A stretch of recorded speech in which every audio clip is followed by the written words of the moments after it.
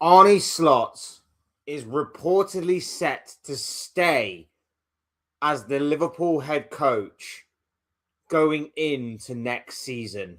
That is the word, that is the reports coming out from a particular source in David Ornstein. Now, for anybody and everybody that knows David Ornstein, you'll know that when he speaks, normally there is a lot of weight and credibility to what he writes and to what he speaks. The guy knows his stuff. Usually, he only puts stuff out there if he genuinely believes in it, and 9 times out of 10, it is the truth. It is the truth. He is very particular with what he decides to put into the public domain, usually because, not necessarily because he wants to always be right, but because he wants to be more so accurate than a large number of other sources out there that want to obviously report on different things regarding football. But the news came yesterday. He was speaking on the Athletic FC podcast, and he stated that it's his understanding, and from the conversations that he's had and the sources close to Liverpool seem to claim, that Liverpool Football Club have no intention of getting rid of Arne Slot going into next season. And I, for one, find this a joke if this obviously does come to fruition. Now, of course, a lot can happen between now and the summer. A lot can maybe change in the minds of maybe the Liverpool hierarchy. Maybe Arne Slot himself decides to step down amongst the criticisms that he's had this season, and maybe amongst the pressure that maybe he's felt this season going into this year as defending Premier League champions. But it does seem, for all intents and purposes, like Arne Slot is determined to see out the final year of his 3-year deal at Liverpool, that Liverpool themselves are determined to see out the final year of Arne Slot's current contract with the club. And given how this season has gone, I, for one, think that this is a joke. This is ridiculous. I'm already writing off next season already. I don't know about you guys, but upon hearing this news, I'm not happy about it. I'm sure 99% of other Liverpool fans are not happy about it. But you know who is happy about it? Rival fans, other fans. You could probably hear them cheer yesterday. You probably heard you probably saw a lot of rival fans smile and cheer and be happy about this news yesterday, because not a lot of people think that. A lot of people seem to think that when Arne Slot is the Liverpool manager, Liverpool aren't a threat anymore. And that is the case. And I think in these kind of situations, you have to listen to what your rival fans are saying. You have to listen to what your rival fans are thinking, because they're a big indicator here as to how far Liverpool have fallen off. I imagine a lot of rival fans hearing this news yesterday, it was like music to their ears, because no one thinks Liverpool are a threat whilst this bald-headed fraud is in charge. We have seen this manager get the luxury of splashing £450 million in one transfer window. A luxury that is not given to many managers. Definitely not any Liverpool manager previously. But a lot of money to spend to get better. A lot of money to spend to get close to a team that this guy has had massive PTSD over since they knocked him out the Champions League last year. Every single day, every single press conference, every single interview, this guy couldn't help but mention PSG this, PSG that, PSG the other. And the other night when we played them in the Champions League, and obviously last week when we played them in the Champions League, they showed that they are absolute levels above us. This guy was given £450 million to close the gap from last year. And what has he done with that money? He has made us get worse. This guy has made us worse than what we were last year. Even though he's had something that no other Liverpool manager has had. Even though he had the platform in which Jurgen Klopp had to work and grind to basically lay on a table for someone. Arne Slot comes in, and for the first half of the season, it works. But since the turn of 2024 into 2025, something has changed at Liverpool. And it has been that, and it has been a way that Slot has wanted to turn more things his way since then. And we got away with it towards the end of last season because our first half of the season form was just too great for anybody to catch and match, and other teams fell away as well. But then going into the new season with a lot of hope, excitement, and optimism at spending £450 million, the guy has turned us into a joke. We barely put up a fight in the Carabao Cup. The FA Cup, we went out with a whimper against Manchester City. The first sign of real adversity in the FA Cup, with all due respect to the teams that we played before. The first big team we come up against, and we crumble. And then in the Champions League, once again, we meet an old nemesis in PSG. A time to show our mental strength, a time to show how far we've come from last year. And this guy, once again, goes out with a whimper. It is embarrassing. It is completely stupid. And I can't fathom the thing that's going off in my mind right now, which is I have seen a number of clubs roll the dice this year and show more ambition than what FSG are doing right now. How are we living in a world in which FSG are witnessing what is happening this season and going, yeah, we'll keep Arne Slot? I have been doubtful of these rumours. I have been doubtful of these rumours for a while because they have been there, admittedly. But I've constantly said, like, there is absolutely no way FSG can keep this guy in charge. Not when you're seeing other teams around them change their managers. Ruben Amorim got changed by Man United earlier this season for Michael Carrick. Chelsea swapped Enzo Maresca for Liam Rossini. You may not have to agree with these managerial swaps, but they're at least rolling the dice here and showing a bit more ambition than what we are right now. Even Tottenham last year won their first trophy in 17 years. And yet they still got rid of Ange Postecoglou in favour of Thomas Frank. They even changed Thomas Frank to Igor Tudor and changed Igor Tudor into Roberto De Zerbi. Again, you don't have to agree with what the manager change is, but they're showing a bit more ambition in terms of at least they are trying something different, which is not what you can say for Liverpool right now, because FSG have ruined this season by keeping this guy in charge. And like I say, these rumors have been flying around for a while now. Past several weeks, the question of Arne Slot's future has been put in serious doubt. English sources are claiming that Liverpool would keep him. Foreign sources are claiming that Liverpool would get rid of him. There's conflicting stories there. I was more so inclined to believe the foreign outlets. They've been right about other things. The one source that I'm thinking about in particular was right every step of the way when it came to the transfer of Florian Wirtz in the summer. And they were talking about Alonso, how Alonso's on standby. Alonso doesn't want to take over until the summer.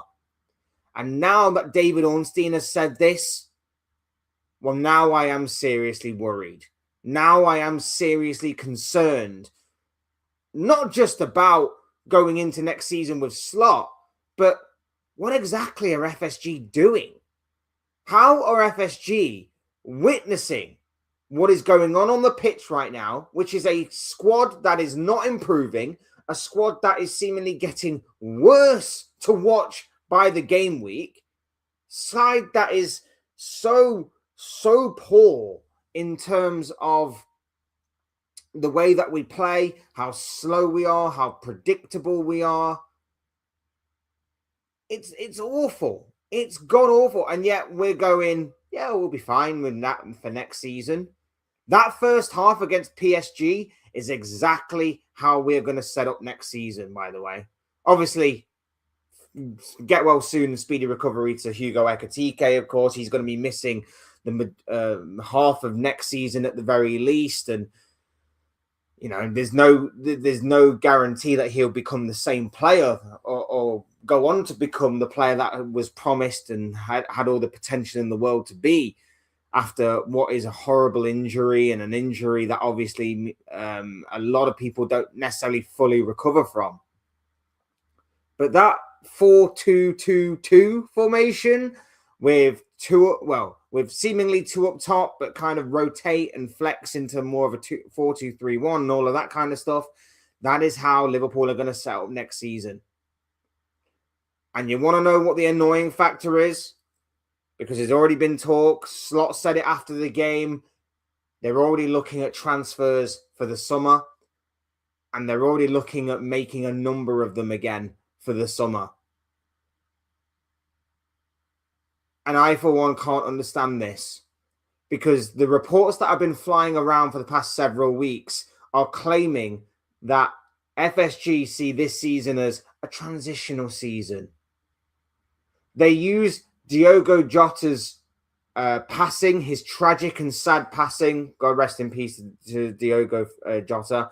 They constantly use that as an excuse as well, which is horrible, in my opinion, that you can still do that even this long. And I know that may sound harsh, and I know that I don't want it to come across as that, but these guys still have a job to do going out there.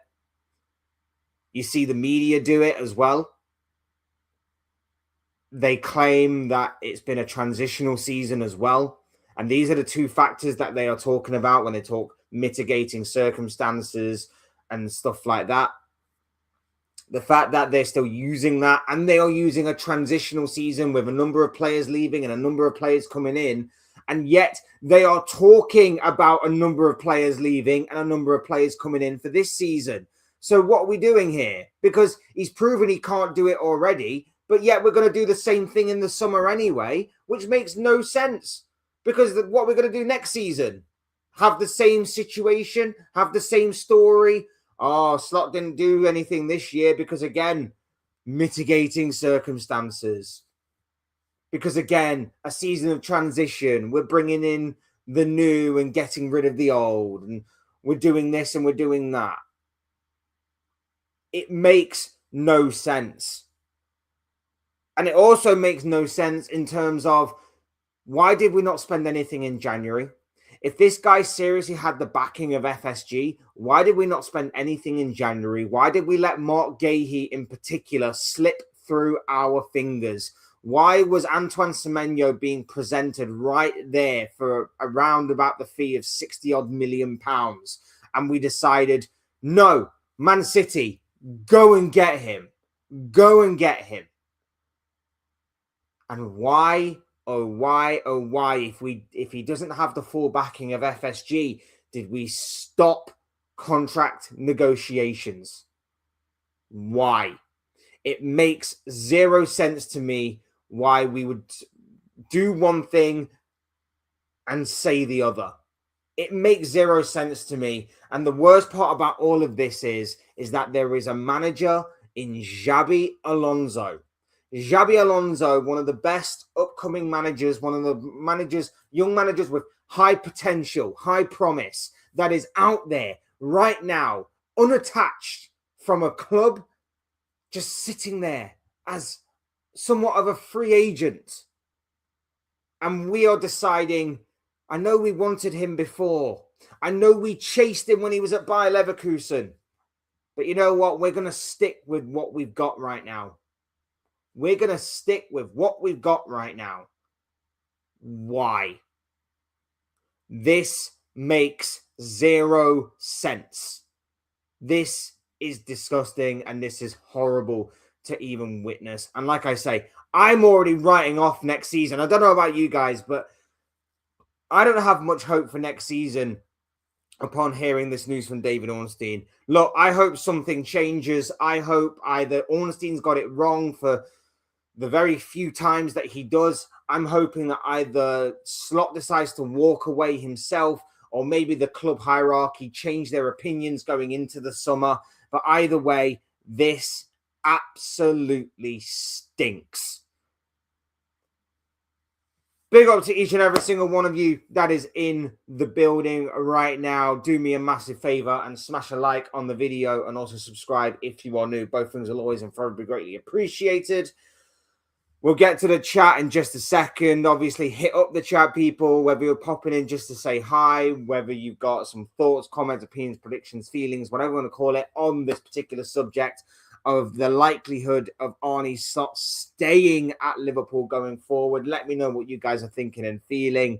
But yes, this seemingly is a very dark period of time for Liverpool Football Club. One in which now I cannot see a light at the end of the tunnel, assuming that David Ornstein is, of course, being legitimate and genuine. I mean, like I say, it is David Ornstein, so the likelihood is that this is true. I mean, he's got more credibility than most. Doesn't mean he's going to be bang on, and doesn't mean he's going to be a certainty to be right in this or any situation.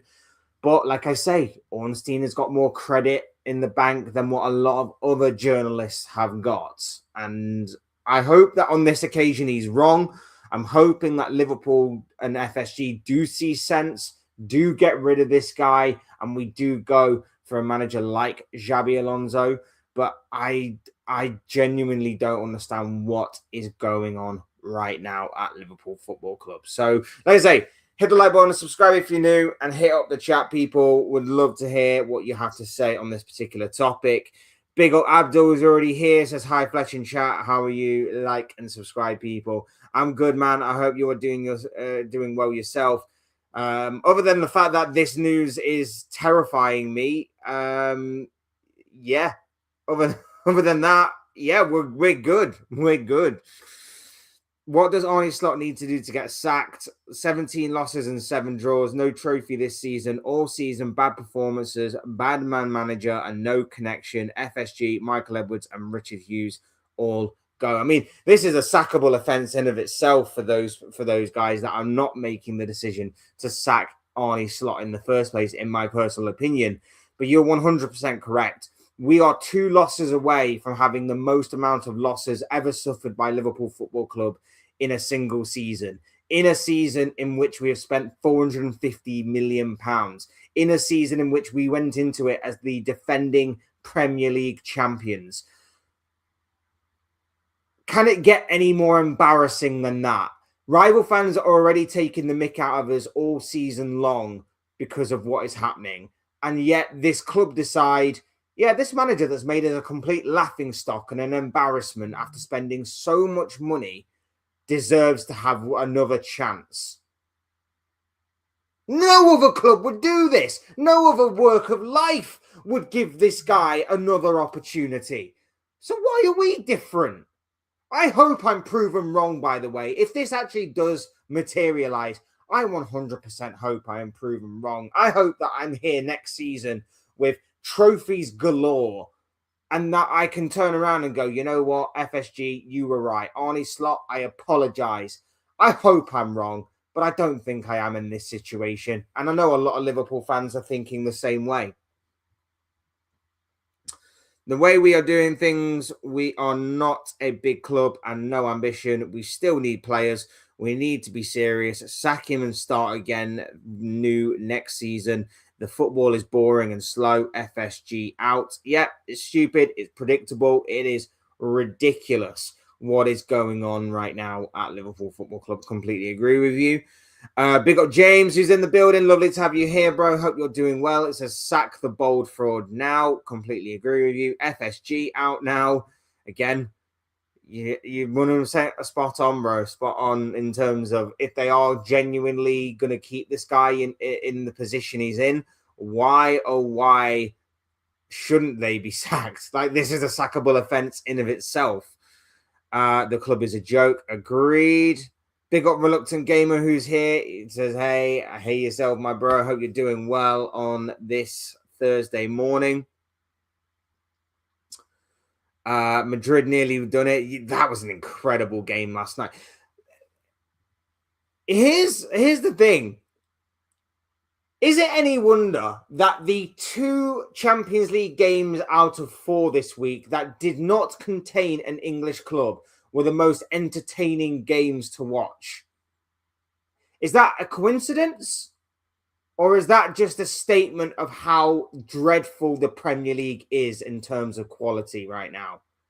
I think it's the latter. I think it's the latter in terms of how good the Madrid Bayern game was and how good the Atletico Barcelona game was. I think that's a testament to foreign football, how entertaining and how great it is right now, and how poor the Premier League is. I think, I mean, maybe you guys think differently, but I can't shake the feeling and maybe the coincidence that the 2 games that featured English clubs were a lot more boring and a lot more predictable than the 2 other games that had non-English clubs in them. I'm just saying. But yes, that game was absolutely insane last night. It had literally everything. It had literally everything. It was awesome. Nice kit. Thank you, bro. Espanol. Another mystery kit. We're in big trouble if Slug stays. I somewhat agree. Big up Fernie is in the building. Lovely to have you here, bro. It says, thought Alonso was taking over. Yeah, I did as well, bro. I did as well. And I think a lot of other Liverpool fans probably thought that way. But with the Ornstein bomber that dropped last night, I don't know anymore. Look, it still could happen. Like I say, a lot can change between now and the summer.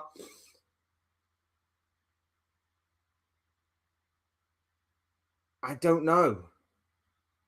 I was confident it would be Alonso. I was confident that, or at the very least, we would sack Slot and begin search for a new manager. Remember, Alonso's a guy that's been on our radar for a while. Alonso's a guy that's been on our radar since his days at Bayer Leverkusen. Alonso's the guy that we wanted as our first choice replacement to when obviously Jurgen Klopp left. So when the opportunity to have our first choice manager appears in front of us like an open goal and we just miss it, we miss the opportunity. And I'm scared now.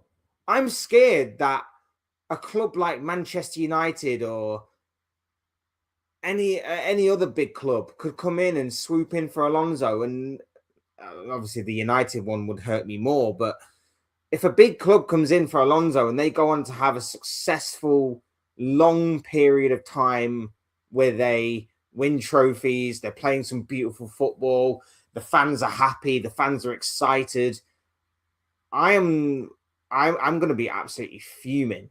I am going to be absolutely fuming if we miss a golden opportunity for the long-term success of Liverpool Football Club. I am not going to be happy whatsoever.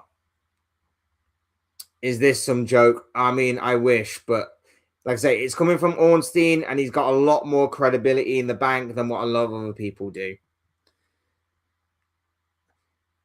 No Limit Fredo is in the building. Lovely to have you here, bro. It says pre-recorded live. No, this is genuine. I just went on a mad tirade. I can't watch Liverpool anymore with Slot in charge. What is Liverpool doing? Big up, Dean. Lovely to have you here, bro. Hope you're doing well, my brother. I don't know. I genuinely don't know what Liverpool are doing right now. It's got to be said.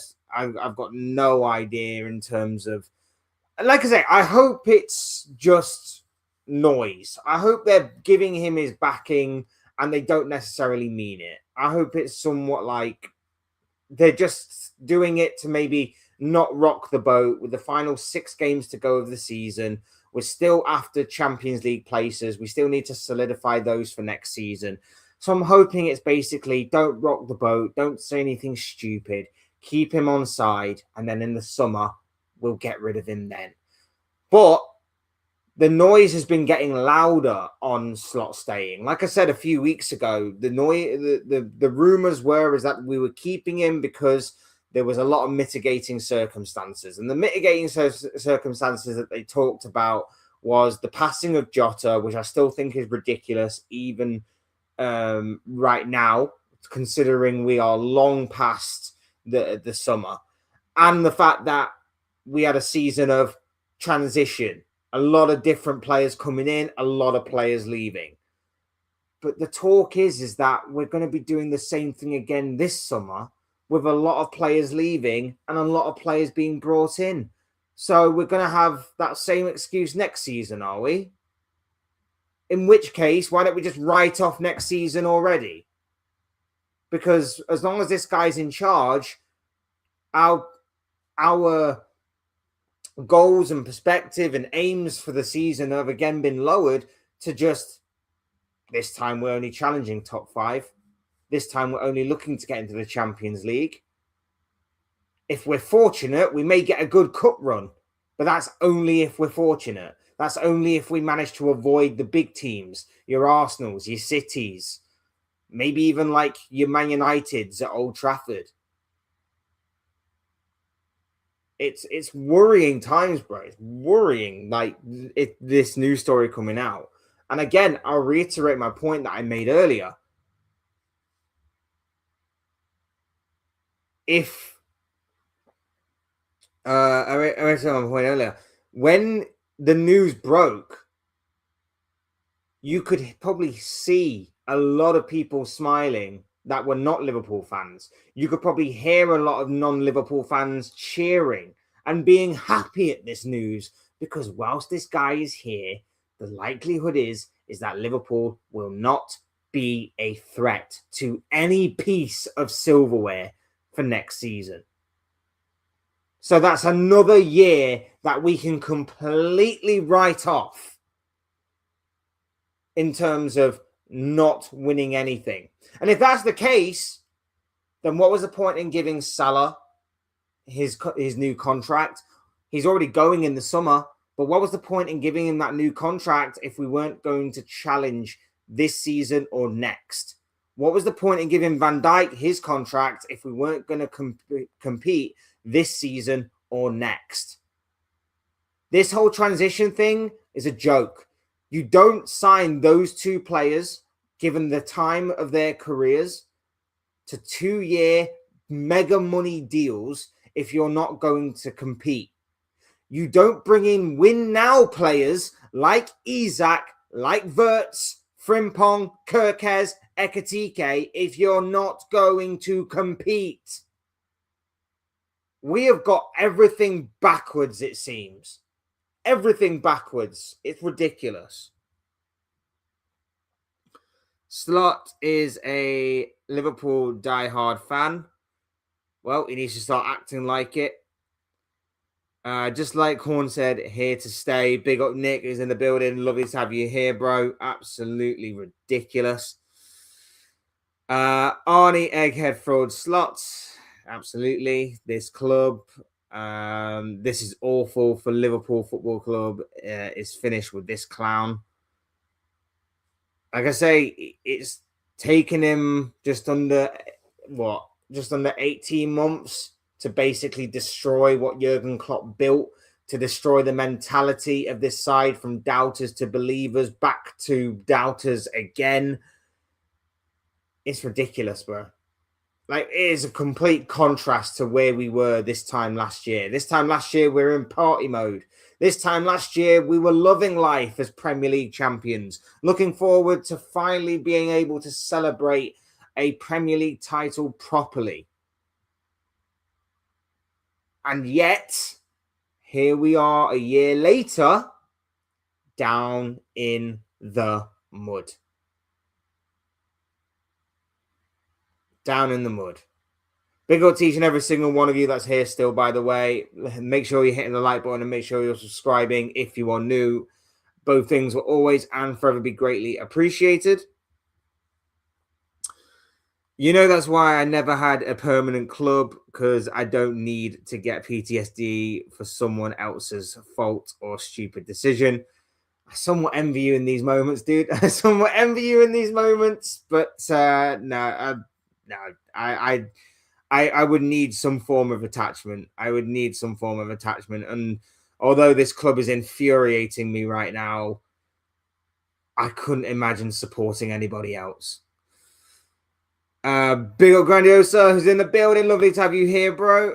No way has it been confirmed. Like I say, it's not all confirmed by the club or anything, and obviously things can change, but for the most part, this comes from the mouth of David Ornstein.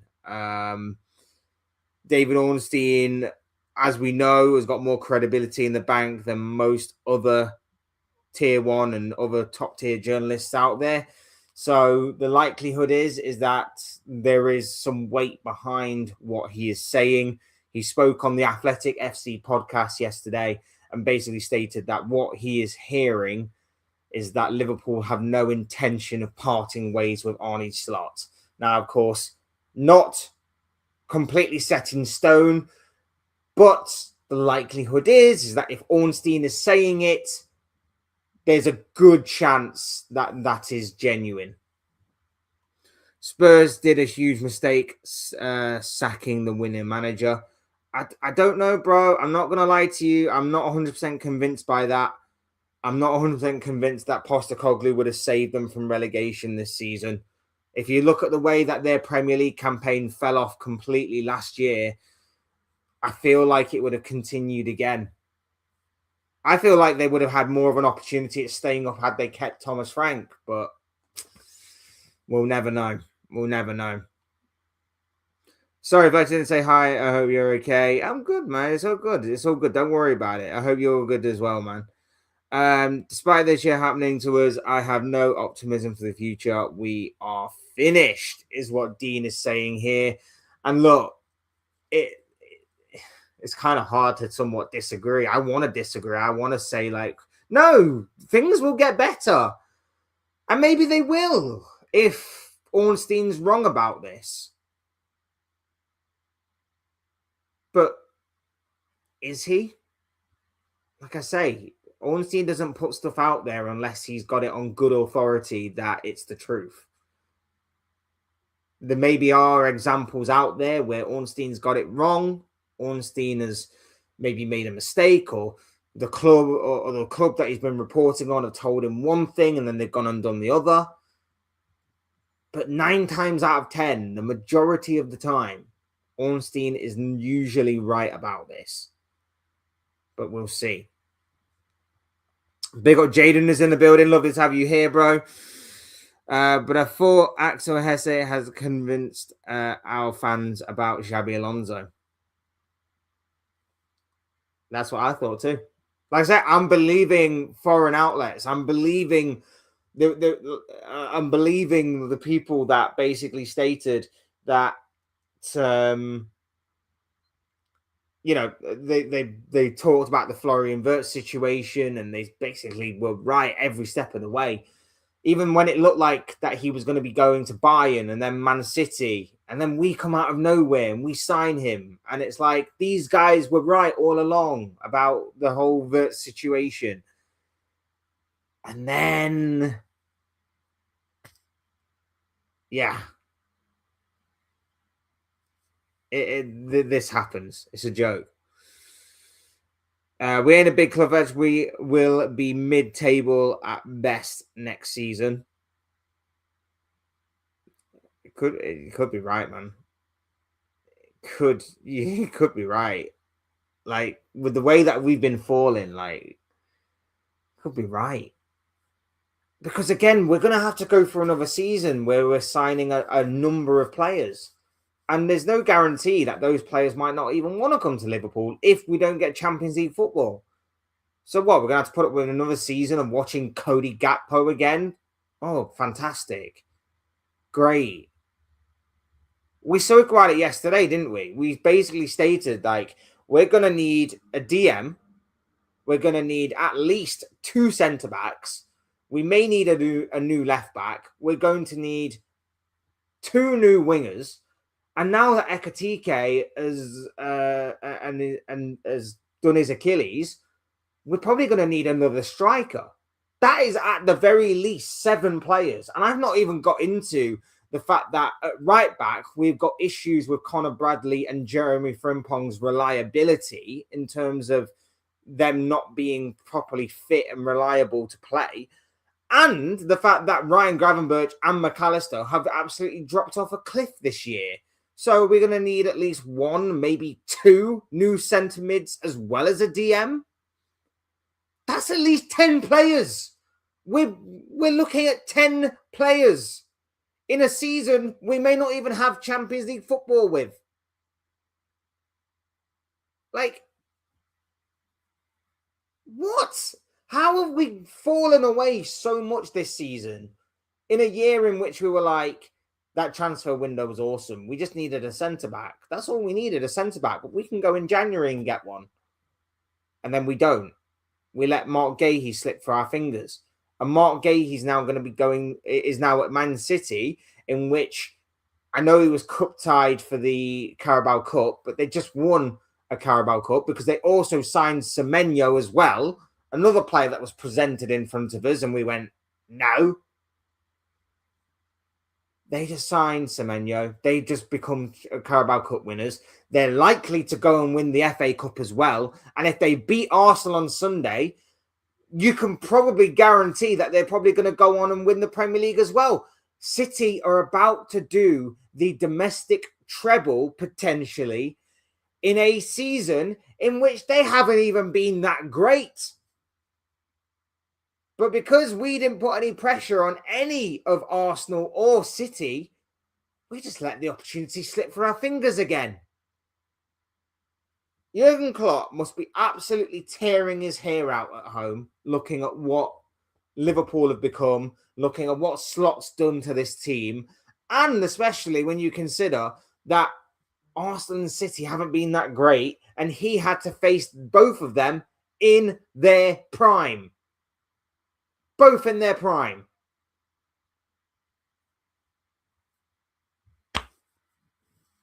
And yet he only has 1 Premier League to show for it. He only has 1 FA Cup to show for it, 1 Champions League to show for it, and 2 League Cups to show for it. Still fantastic achievements, not taking anything away from him. But when you look at what he came into, what he had to build, the way it took time to build, and then he lays in and he basically leaves the club bigger than when he found it, which is the ultimate compliment you can give to anyone. They left the club bigger than when he found it. And then in the space of 2 years, this manager went and won a Premier League with them and then took them right to the bottom. Well, I wouldn't say the bottom just yet because we could still fall further, and especially with us going into next season with him, there is definitely a possibility of that. But Jesus Christ, he must be infuriated with what he's seeing right now. Big up Trudon is in the building. Lovely to have you here, bro. It says Arne Slot is here to stay. Yeah, seems that way, doesn't it? The roundtable discussion told me he's here to stay. I didn't really believe it. I just thought it was propaganda to try and get fans back on side and to try and maybe rally. Like I say, there were a few stories and a few situations this year that made me think that they're not fully behind him. Why did they stop contract negotiations if they weren't if they weren't on board fully with him being the manager going forward? Why did they not give him any money to spend in the January transfer window when Mark Gahey was there for the taking? It made no sense to me. It made no sense. And I was like, well, if you don't fully back the guy, get rid of him. But now it looks like they do. So what's changed? I would love to know what the situation is. If there's more to it than just the whole Jota thing and the and obviously buying a load of new players and getting rid of a load of old ones, like, what is it? Because it makes no sense. Makes no sense whatsoever. How round is the table? Shocking prop. Shocking prop.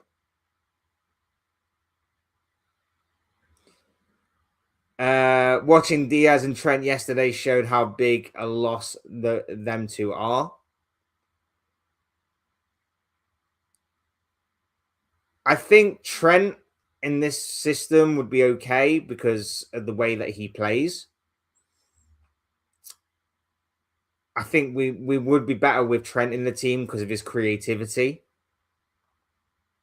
Diaz, though, I'm not so sure. Diaz would not be playing the way he's playing right now at Bayern if he was still in this Liverpool team. Trent would be better, but Diaz I don't think would. There's no way that Diaz is putting up the numbers that he's putting up Bayern Munich in this Liverpool team. No way. Women's football is better at the moment from Kevin. Big up, Kevin. Hope you're doing well, my bro. I don't watch a lot of women's football, so I can't really comment. I do apologize. Everton versus Liverpool. Oh god, I don't want to. I don't want to even think about it right now. But I've got to do a Premier League predictions video either later today or tomorrow, and probably going to be later today, to be fair. And I don't want to hear it. I don't want to know. I'm scared. Liverpool are going into that game off the back of a horrible 2 weeks. The only bright light has been a win at Fulham.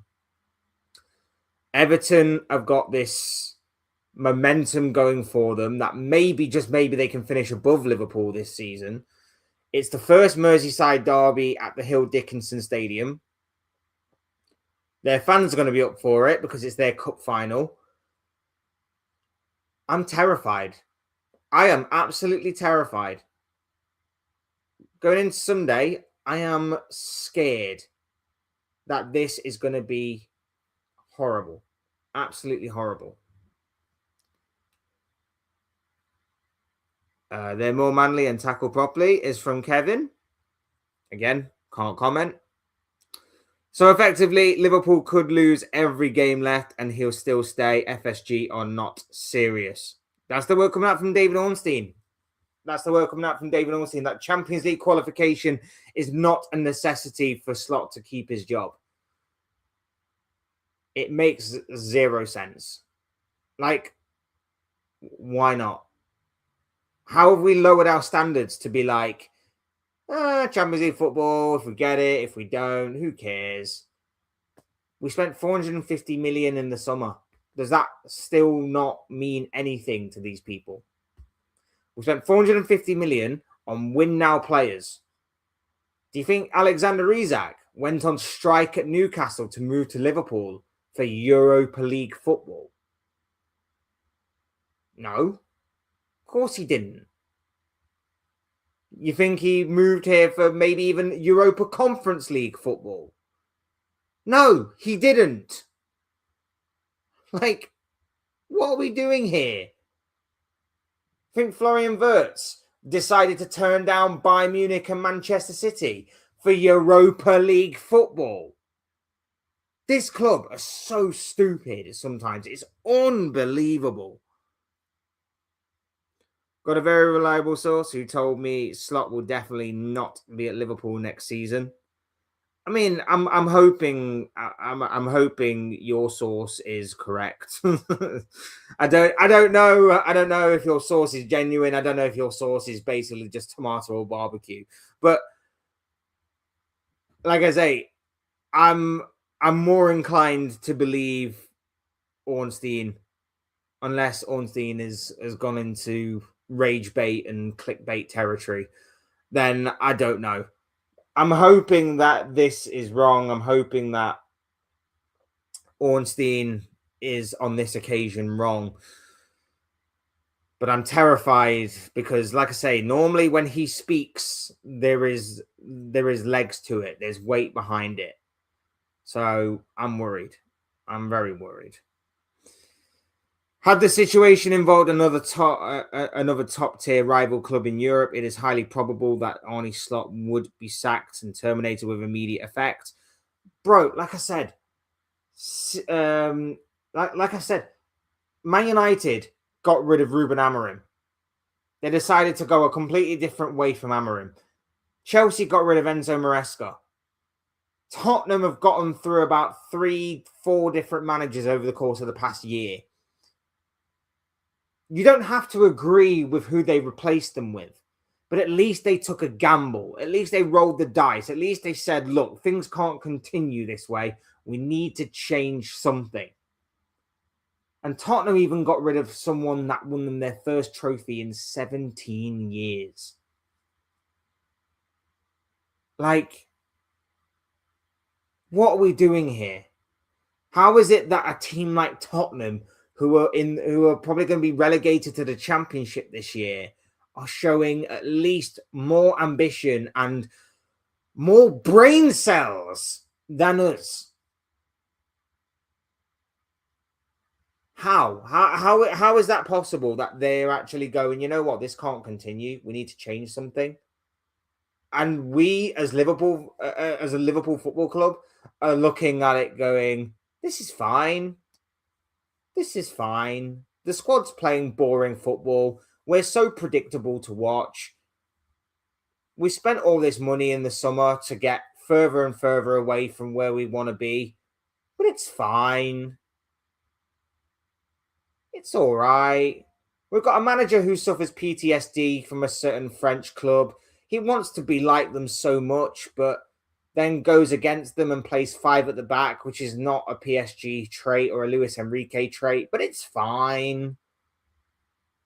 We play 45 minutes of Arne Slot football against that same team in the second leg, in the first leg, and then we throw a bit more caution to the wind. We play a little better, but we're still toothless in attack, and we're still very open defensively, but it's fine. Doesn't matter who we face every week, but we get ran through in our midfield, but it's fine. We've lost at home and got absolutely humiliated at home by the likes of Manchester United, Nottingham Forest, PSV, but it's fine.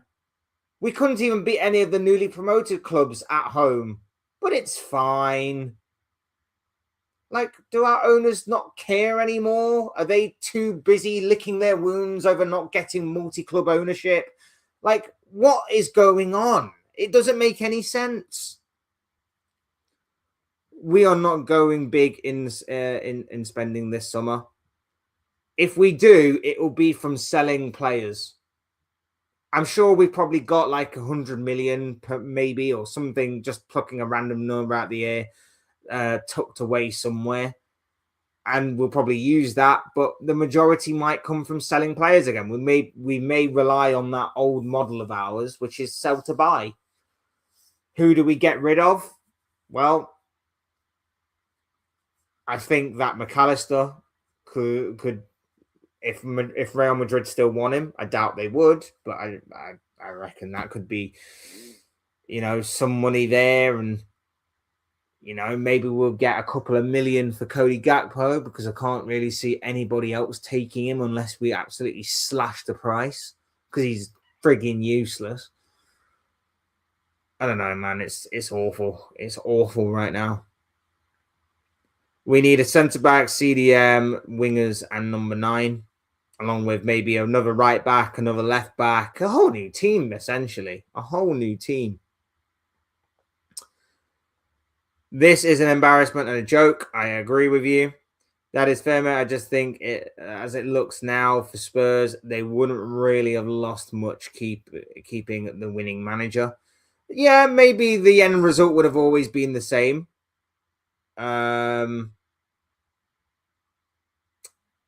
Maybe the end result would have always been the same as far as what Spurs are concerned, but at least they tried something different, and it had to. They had to do something different. I think. I don't think they could have continued going down the route that they were going down. We'll obviously never know, but I think they'll be fine under De Zerbi, even if it means that they have to go down to the Championship for next season in order to potentially come back up. I actually think De Zerbi is a good appointment for them, and I think that it might work out in the long run in which he gets them back into the Premier League and they are a stable club again. May not necessarily be pulling up any trees or anything, but they're stable. What do you think of United and Carrick? I loved to see Leeds take them. It's an interesting one. Again, Man United show ambition by sacking Amorim and going in a different direction. The Carrick one is interesting. I think United need to steer clear of Carrick as a permanent manager. I think for what he's done this season, he's done really well and he's achieved the goal of getting top 5, which under Amorim did not seem like that was going to happen. He's got them into the top 5. They're probably likely to stay in the top 5. They'll be fine. He's got them their goal of this year to get them back into Champions League football. Don't get attached, though. How many times have we seen these kinds of managers come in and it hasn't worked out? In the long run. Short term, fine. I would let him go. I would let him go and maybe he gets picked up by a Bournemouth who are going to be obviously looking for a new manager since Andoni Areola's going, or a Crystal Palace now that obviously Oliver Glasner's confirmed that he's not going to be staying beyond the summer. Let him go to one of them. A place where there's not too much pressure, but at least he can build up his experience on a Premier League level. Let him go to one of them. And then maybe in a couple of years' time, maybe he'll come back. And because you've got that connection already that Carrick played for United, knows United, interim manager at Man United for a couple of spells, that connection might draw him back to next time be a permanent manager in which he's already built up his experience and it may be a very, very good thing for Man United going forward. I wouldn't go with him just yet, though. I would wait. Big up Kingsman is in the building. Lovely to have you here, bro. Says we are finished. And you know what, mate? It is hard to disagree with you on that one. Abdul says we are sick and tired of this ownership, head coach, and players. It's not good, is it? It's not good. It's not good. Egg and Sausage Boy says, shut eye. Okay, my dude. Hope you're doing well. We need to win EPL, UCL, FA Cup, and EFL Cup every season. Bit entitled there. Like, I'd just be happy with Premier League or Champions League. Don't need to win it every year, bro. Let's be real. But, we need to at least compete at the very least. We need to be serious winners. Yeah, we do. We need to be serious. But that's not happening with this club. This got to be fake news. No way is what Size 8U is saying. Big up yourself, bro. Hope you're doing well. Lovely to have you here. I wish it was, my dude. I wish it was, but this is coming from the mouth of David Ornstein, who, as we know, is somewhat more reliable than most. So take it as you will with a pinch of salt. I hope I'm back soon and I'm saying that Ornstein got it wrong. I hope I'm saying that either Ornstein got it wrong or maybe Ornstein does get it right, but maybe Arne Slot takes it upon himself to maybe step down, leave the club of his own accord. So I'm hoping that that's the case, because there was always the possibility that maybe Slot turns around and goes, you know what, I'm done. I'm gone. I'm going to walk away myself. I'm going to spend the next few years partying in Ibiza or wherever. Like, I'm hoping that that's the case. But who knows? Who knows? Who knows? Who knows? We are only spending if we sell big, and that means selling off our best assets. I was just saying that, wasn't I? Like, I didn't even read your comment, and we're both thinking along the same lines. The chances are is that I know we'll obviously have some money this year, but most of it might actually come from player sales. So, I mean, like, what? Who would you say is like indispensable right now? Like, obviously we're shifting Salah, so that's a large percentage off the wage bill. Robertson's leaving as well on a free. That's another bit of the wage bill gone. Like, and the problem is that after coming off the back of a horrible season in which no one's really performed well, I know that some of these players might still survive off their reputation of previous years, but who's good right now that a lot of teams would take? Our best player this season is Dominic Szoboszlai. Not a knock on Szoboszlai, but we need what we can get. Why would we sell him?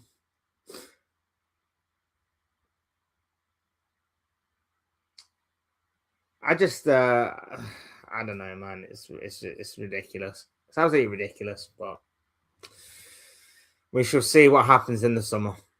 Got to go, Fletcher. I really can't talk about about this, but my prediction on Sunday is Everton 3, Liverpool 1. Another masterclass from Slot. More like disaster class, am I right? No, big up, Dean. Thank you for being here, my bro. Always happy to talk football with you, my bro. Lovely to have you here, and hope you have a good rest of your day, my dude. So Dean, not exactly optimistic when it comes to the Merseyside derby on Sunday. Let me know your thoughts about the Merseyside derby, by the way. Let me know your thoughts and predictions on the game. Would love to gauge the overall mood surrounding what is going to be an interesting Merseyside derby on Sunday. Kinsman says that we are lucky Arsenal made it to the semi-final, which made us go to the Champions League at 5th place. England were always getting the 5th place spot. We were way ahead of everybody else. England was always getting it. And Arsenal didn't need to qualify either. Arsenal just needed to win their first leg. And they did, and that's what happened. Like, Arsenal could have lost the second leg, been knocked out of the Champions League, and England would still got that 5th place spot. So that was always going to happen, especially with when you consider like England have so many teams in all 3 tiers of European football.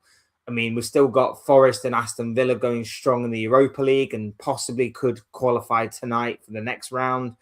And obviously Crystal Palace are going strong in the Europa Conference League. So, and also we had 6 teams in the Champions League, 6 teams that all qualified. By the way, all 6 teams qualified in the Champions League.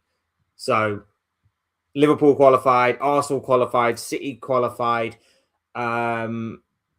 Newcastle did, Chelsea even did, and Spurs did. All 6 teams qualified for the knockout stages of the Champions League. So that obviously put us in good stead as well. If Alisson doesn't go at the end of the season, he will announce it in the middle of the next season with Virgil. Yeah, I think they'll all do what basically Klopp did, and obviously what the Rat did, and of course what Just had to dig that in there for Trent. And of course, what Salah's done this year, I think they'll do the same thing. They will set their stall out, and they'll basically be like, "Yeah, we're good, we're gonna end it this year. We're gonna end the chapter on Liverpool this year." I have a question. Did you happen to do reactions and previews for anything Liverpool channel? I don't think so. I've never. I don't think I've ever. I've never done anything Liverpool.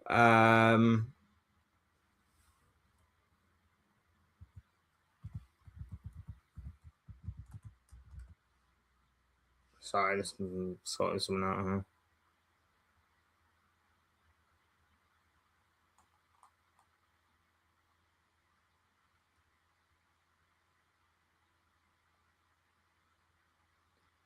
Which one's anything Liverpool again?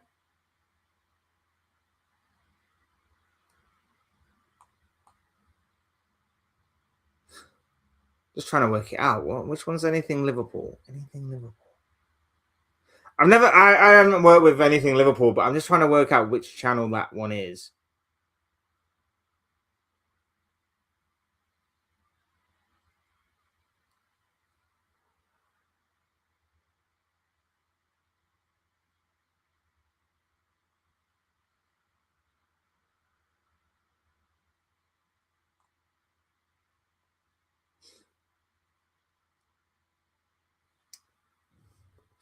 Yeah, I don't remember. I don't remember. Just hope that we can win in the remaining 7 or 6 matches. 6 more matches. Yeah, 6 more matches to go. 6 more matches to go, and then the season ends, and we can put this season behind us and go again like it's Groundhog Day next year.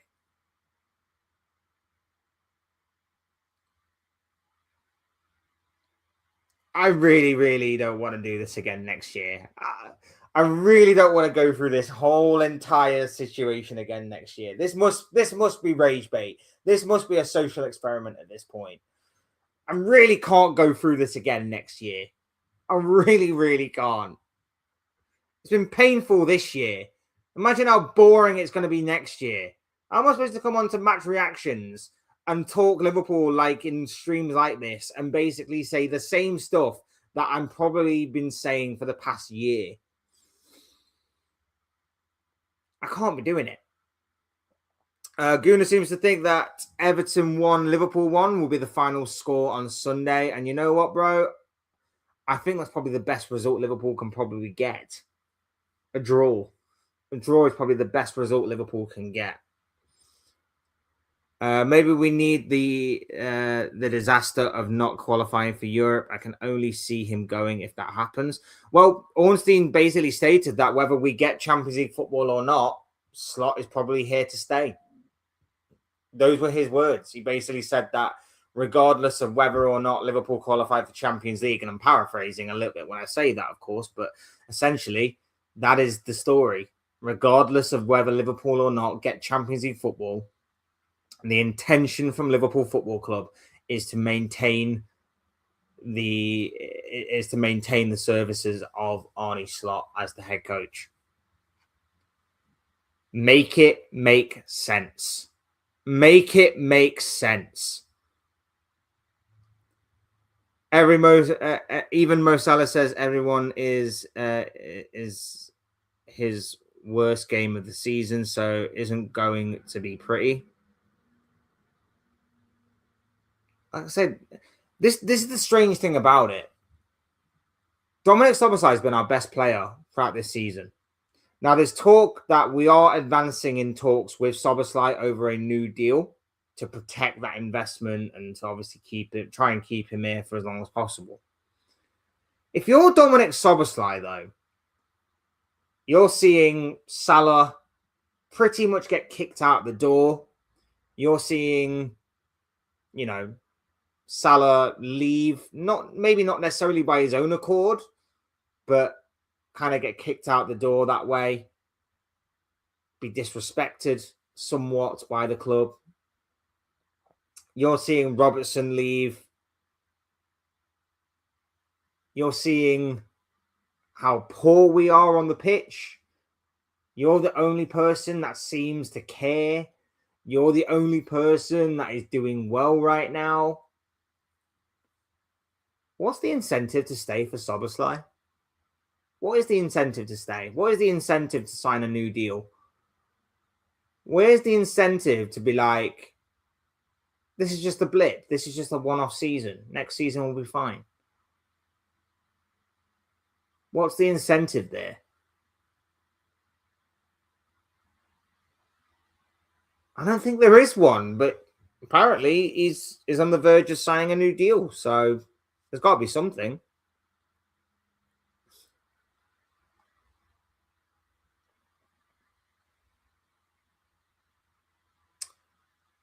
Shocking.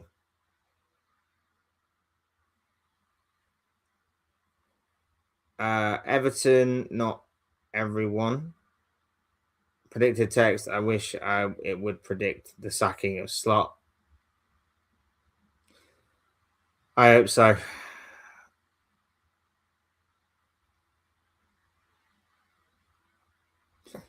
We aren't winning the derby. Everton 2, Liverpool 0 is what I'm going to so butcher your name, but I do apologize. Shaban is saying here. I hope I'm pronouncing that name right, but I do apologize if not. I am so bad with names. It's unbelievable. Again, another Liverpool fan. I'm assuming you're a Liverpool fan anyway. That is not optimistic in regards to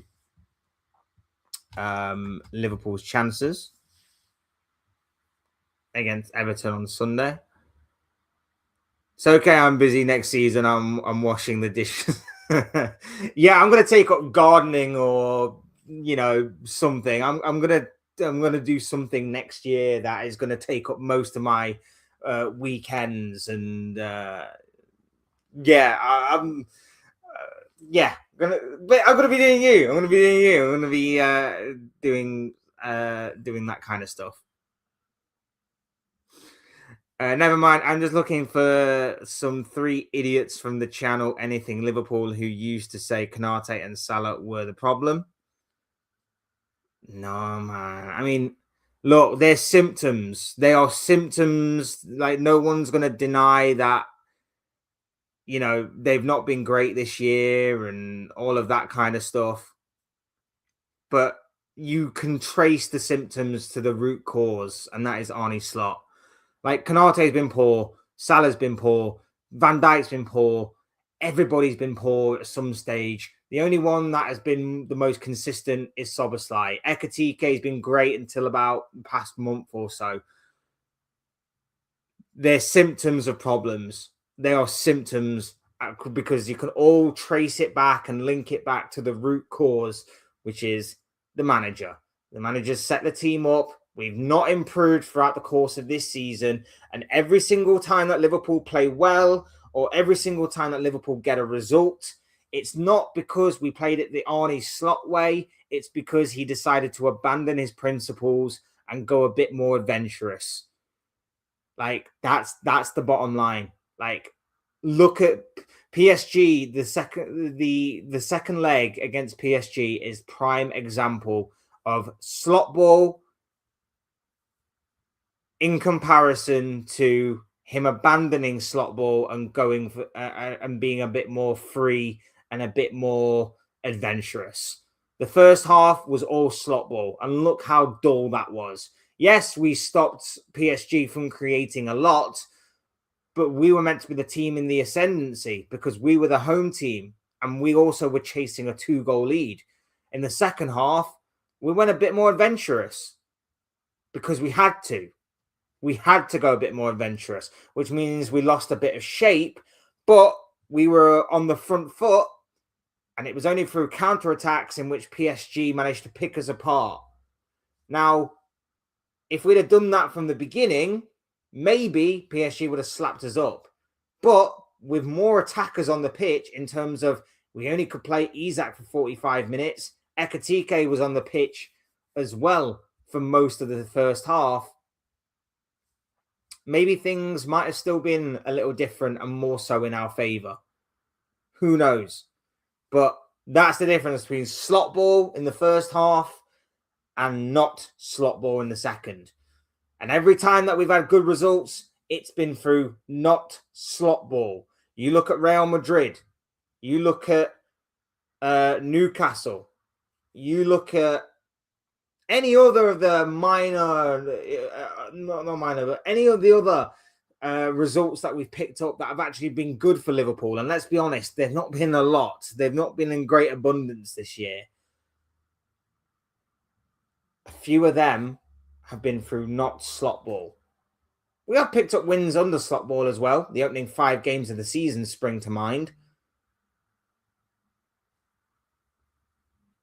But it wasn't sustainable, as proven by the way that we couldn't keep it up.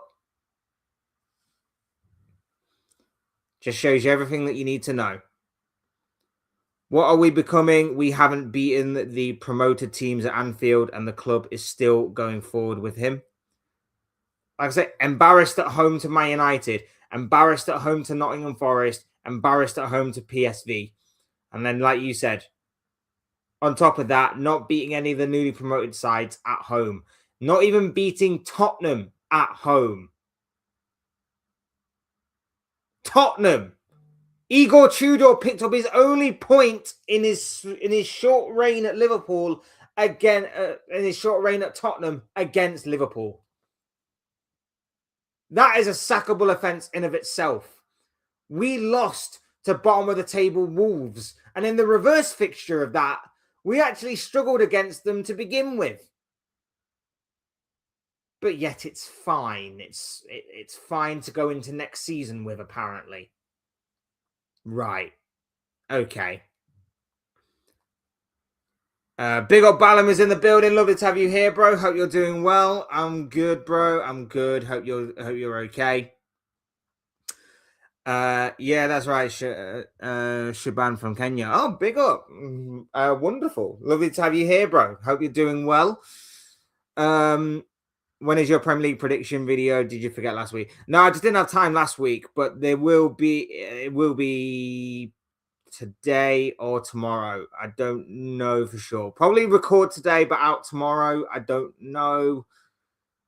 I don't know when I have time or not. Either way, it'll be either today or tomorrow. I'm not 100% sure. I've heard knitting is good for men now, and plaiting girls' hair. To be fair, I do need to get good at plaiting my daughter's hair, so I need to train that up. So maybe I might watch some YouTube tutorials or something and get that out of the way and done with. But that, along with, like I say, gardening or I don't know, I don't know, anything, any kind of hobby is probably better. How about watching paint dry? I'll watch paint dry. It's more entertaining than watching Liverpool right now. I will take watching paint dry. I will go outside and I will do my gardening, and at the same time I'll also watch the grass grow, because that's got to be more entertaining than watching Liverpool, right? Got to be. Remember to do a Premier League prediction YouTube video this week, either today or tomorrow. Yeah, it'll definitely be likelihood tomorrow, but we'll see.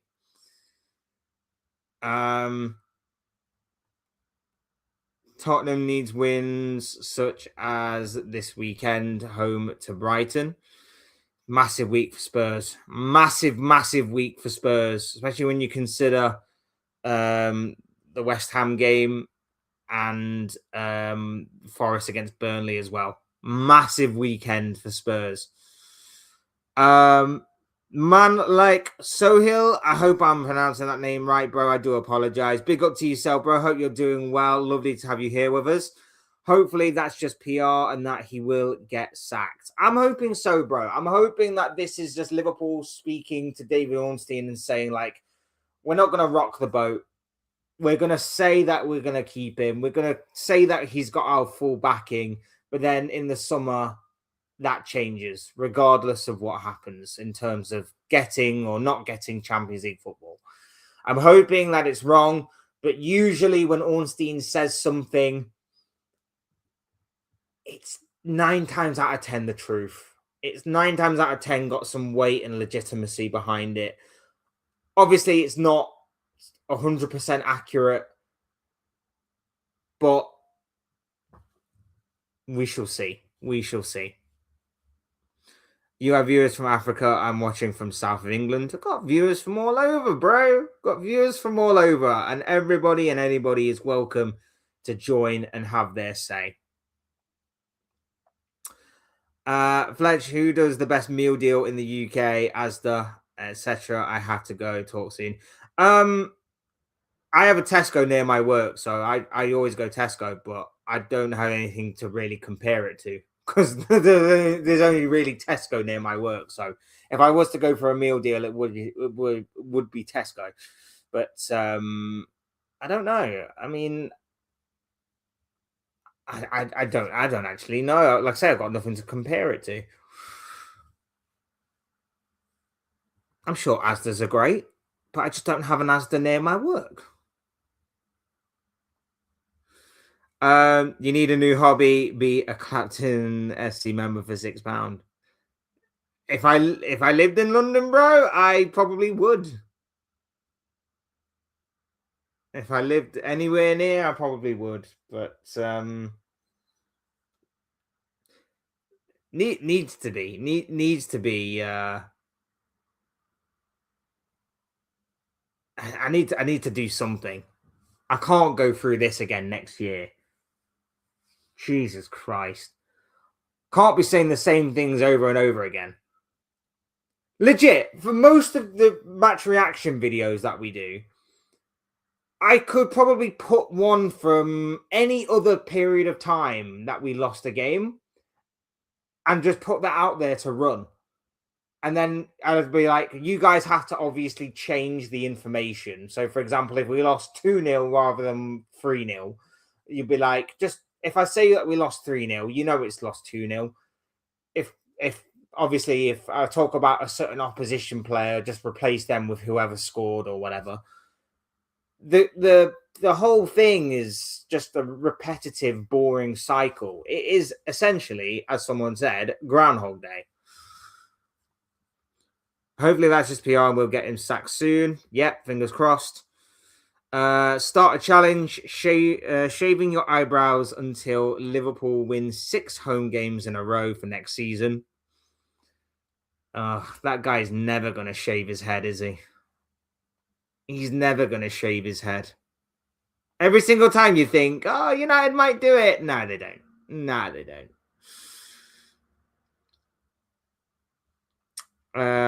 I heard on Twitter that that they've done the same with Brendan Rodgers. I hope it's the same case, mate. I mean, there is that as well. I mean, there are a number of stories where not even just managers, but players as well. Like, how many times have you heard, we're not selling this player? Only for a few days later, that particular player is sold. How many times have you heard a manager is getting the full backing of the club, whether it be, I'm sure it happened with Enzo Maresca at Chelsea. I'm sure it happened with Ruben Amorim at Man United. I'm sure it happened with the number of Tottenham managers they've had over the past year. I'm sure that has happened, and I'm sure that's the case. And I do seem to recall it did happen somewhat with Brendan Rodgers. So you are right. The only thing, like I say, that is kind of worrying me a little bit is the fact that this is coming from the mouth of David Ornstein. That's the problem. That is the problem. If it was coming from other people, I would be more inclined to go, don't believe it. But like I say, when Ornstein says it, there's usually weight behind it because Ornstein is very particular and careful with what he says. Now, he does go on to say, like, it is his, like, belief, and obviously the indication is that he will stay without actually stating it's definite or it's set in stone. But again, usually he's very particular and careful with what he says and how he says it. So, again, take it all with a pinch of salt, but we shall see. Not a situation I wanted. I actually wanted Arne to succeed, but I suppose we have to back him for the last few games of the season at least. Come on, Redmen, grow a pair is what Bush Baptist says here. And look, to a certain degree, he has been successful. To a certain degree, like winning the Premier League is a success. Like, there's no shame in sacking him and being like, oh, this didn't work out, because essentially it has worked out. We won the Premier League. A lot of people would give their right arm to win the Premier League. If Mikel Arteta bottles the Premier League this year, he's done something that Mikel Arteta couldn't do in how long has he been here now? 7 years? In 7 years. So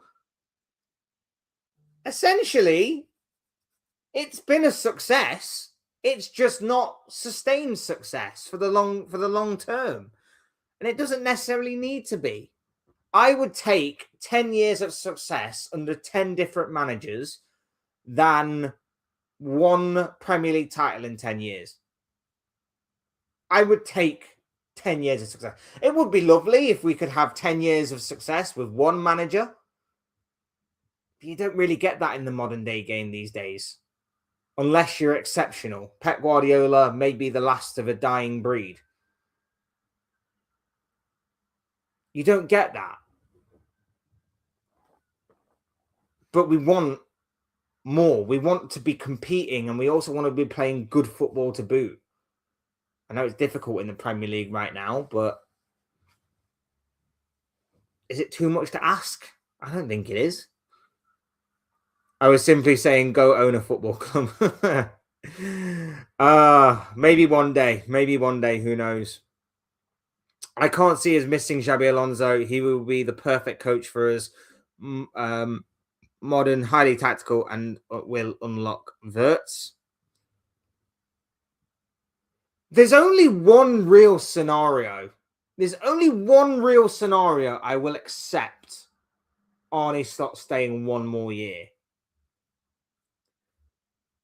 And the scenario is that if we are guaranteed that at the end of next year, at the end of next season, Luis Enrique walks in at Anfield. That's the only way I will accept it.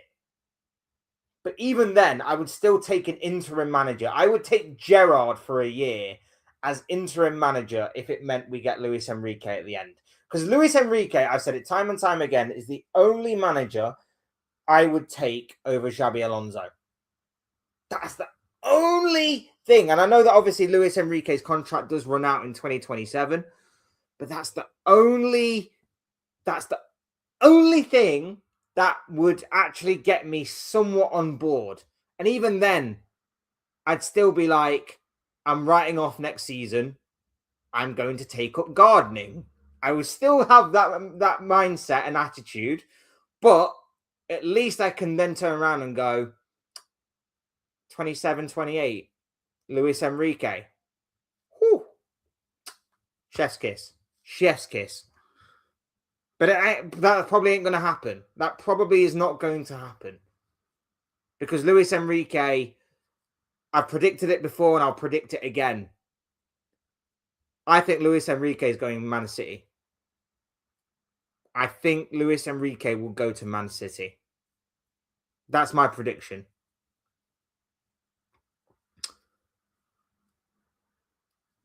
We'll see. I just want him to play Wirtz as a 10. I want to see Dom as the 8. I want to see wingers on the wing. Is that difficult for him to do?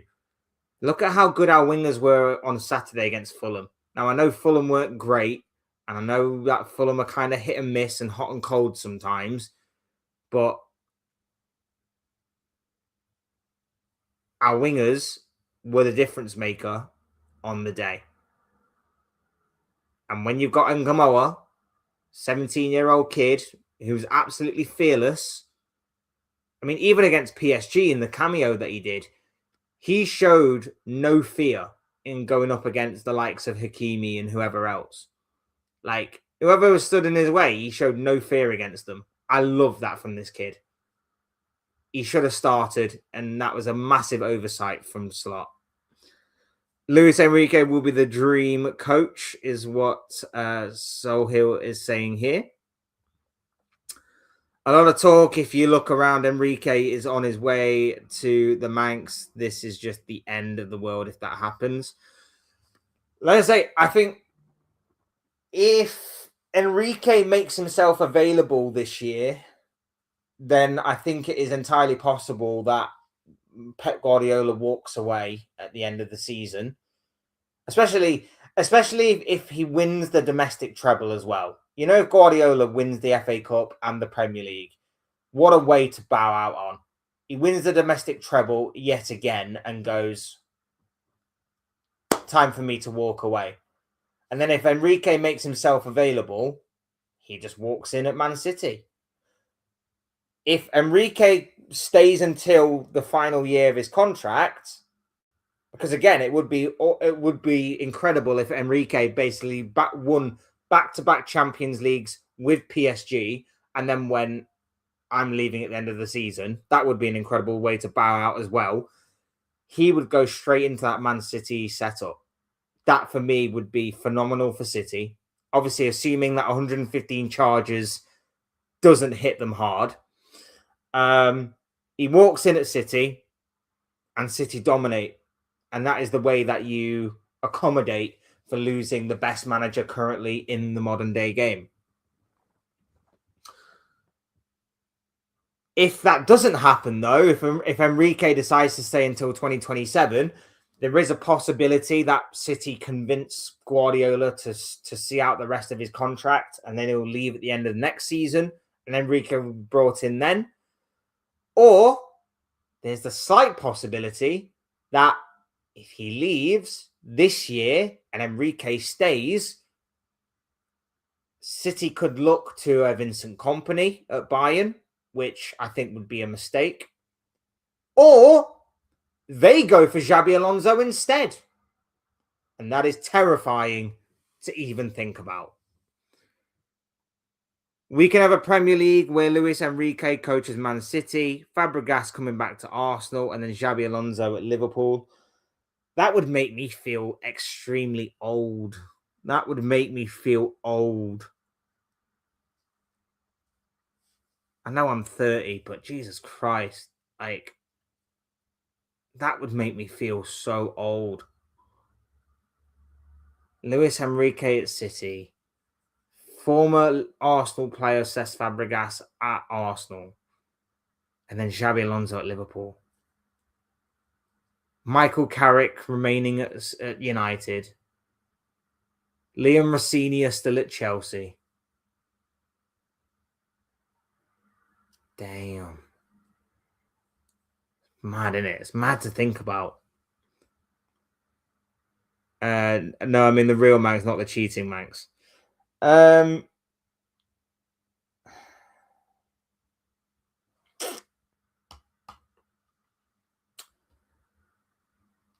That would be the dream appointment for United.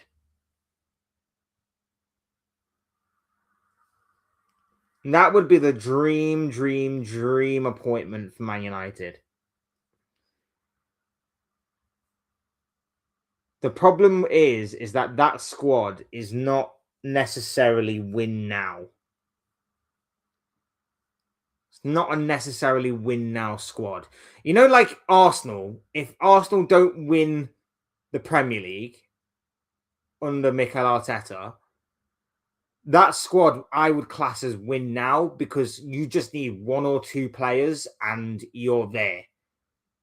Enrique would come in at Arsenal, he'd buy one or two players, and he would turn that squad into a Premier League winning squad as the bare minimum, right?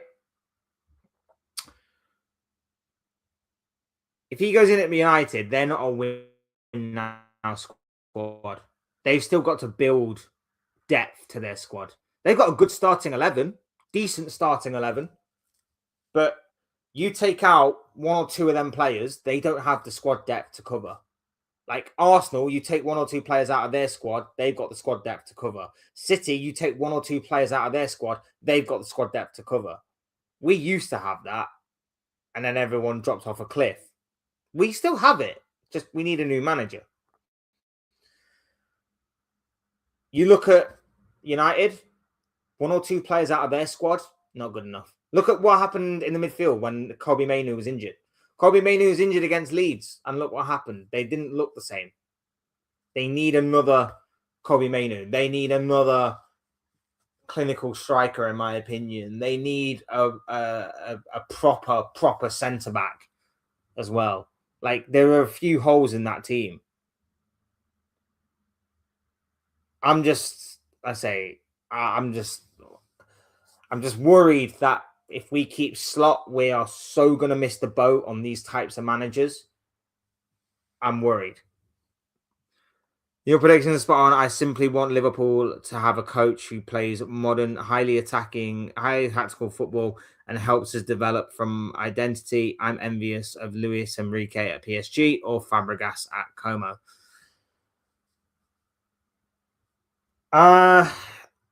Yeah.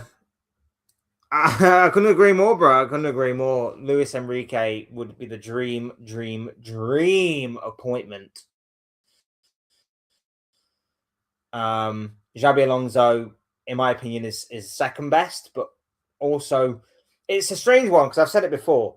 Luis Enrique will be perfect, but I don't think you could get more than maybe 4 years out of him before he'd want the next challenge. Xabi Alonso, you could get for like a decade. You could get Xabi Alonso for like a decade, and you could probably build something rather spectacular there. So it depends what you really want. Do you want something that's more short term, or do you want something that may be more long term? Those were the two dream signings. Anyone else, I'm not convinced by. I'm not convinced by Glasner. I'm not convinced by Areola. Even though they're very good managers, I'm not convinced by them. They're very good, but I'm not convinced that the step up from Palace or Bournemouth to Liverpool would be kind on them. Remember, we tried it before with Brendan Rodgers. We tried it before with Roy Hodgson. Ended rather underwhelmingly. So I don't want to miss the boat on these types of managers, but with FSG in charge, it looks like we're going to. It looks like we're going to. Big up Nems is in the building. Lovely to have you here, bro. Hope you're doing well, my friend. Big up Marco as well, who's in the building. Says, so is it 100% confirmed that Slot is staying next season? Not 100% confirmed.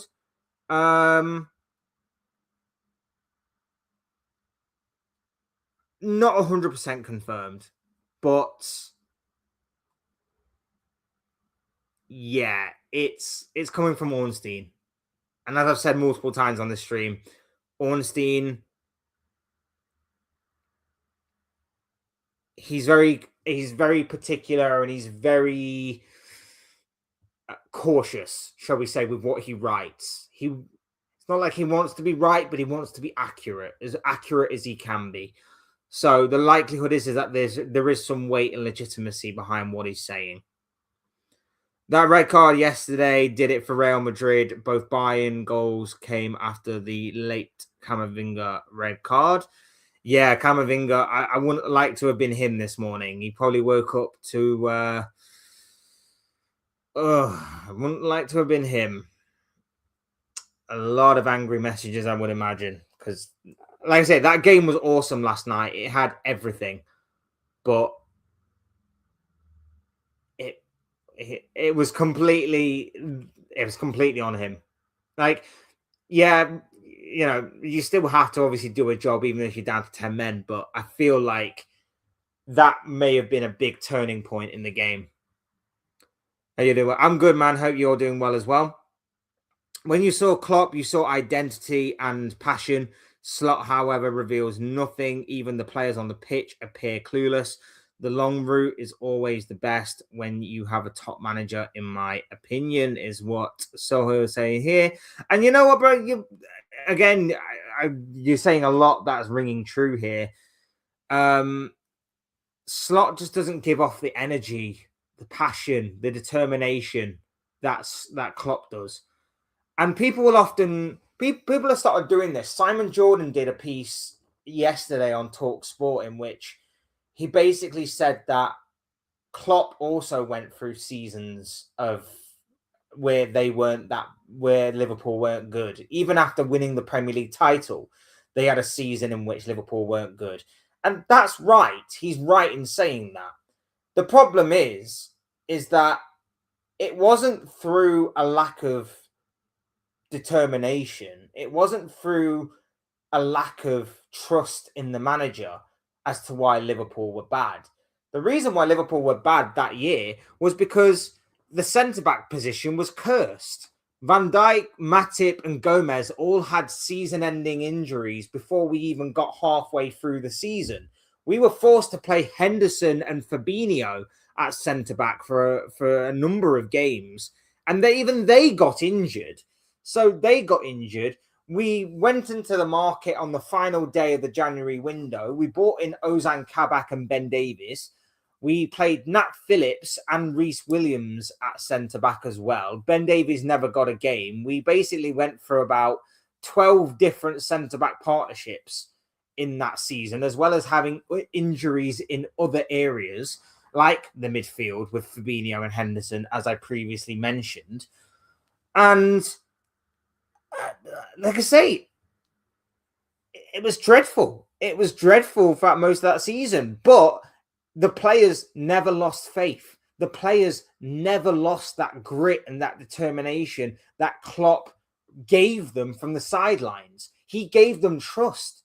And by the end of it, you've got Nat Phillips looking like he could be the next incarnation of Maldini. Like, that's how good he made them feel, because he gave them that confidence. He gave them that belief. And now I look at the players in this team under Slot.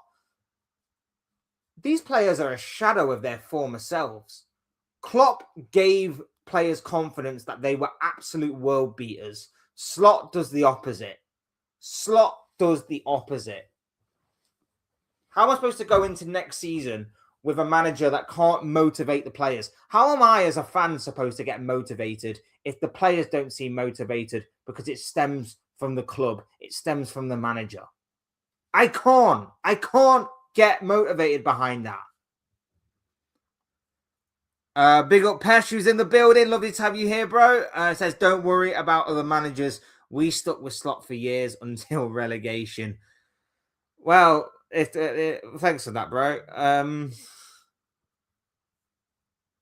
That's really made my day. That's really made my day. Appreciate that, my dude.